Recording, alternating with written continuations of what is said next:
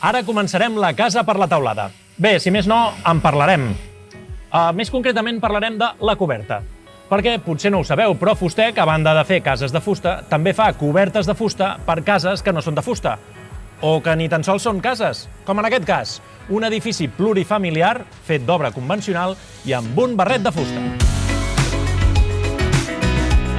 L'avantatge d'aquestes cobertes de fusta és que es fan al taller propi de Fustec, i això vol dir que tenen un nivell de precisió mil·limètric.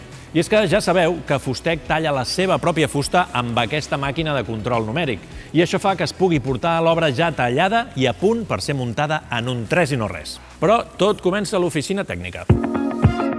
Aquí es rep el projecte executiu de l'obra i es dissenya i es dibuixa en 3D la coberta. És així, Tiberio? Bon dia. Bon dia. Sí, és correcte. De fet, una coberta és molt semblant a una casa de procés, però més curt i més ràpid.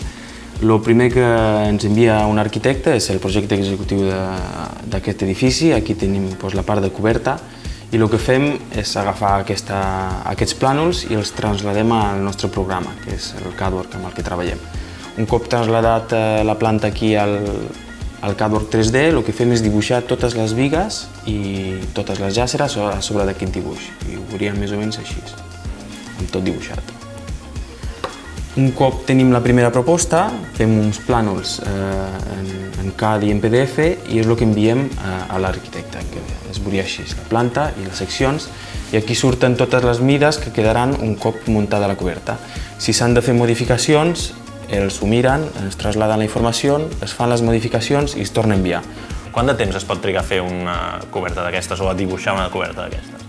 Aquesta, que és una coberta molt grossa, de dibuix pots tardar de 3 a 4 dies, entre que envies a l'arquitecte, t'ho revisen, t'ho modifiquen, ho tornes a enviar. I tallar-la després les peces? Igual, entre 3 i 4 dies. Aquí teniu un altre exemple d'una casa d'obra convencional amb una coberta de fusta. En aquest cas es tracta d'un projecte d'una constructora externa on Fustec s'ha encarregat de fer la coberta.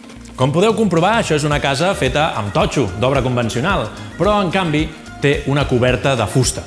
El més interessant d'aquest sistema és que, a banda de coronar cases noves com aquesta, ens permet també substituir cobertes antigues. Això té un gran avantatge i és fer molt més eficient casa nostra. Per què?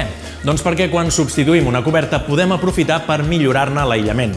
Per exemple, amb un termochip i un embigat a la vista, com en aquest cas, o posant llana de roca o fibra de fusta com a aïllant entre els cabirons, permetent així interiors amb acabats continus.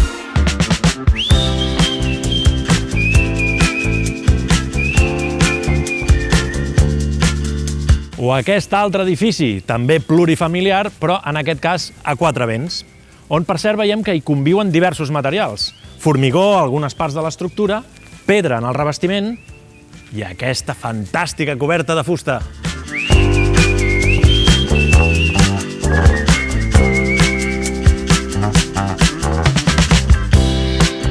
I la part de dins, lligarà amb els colors de la casa?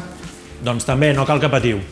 De fet, els acabats interiors es poden fer una mica a gust del consumidor, aplicant un oli o un lasur d'un color determinat, com en aquest cas, per exemple. Per cert, el lasur, si no ho sabeu, és una mena de vernís aquós que respecta les propietats higroscòpiques de la fusta. Vaja, que la deixa respirar.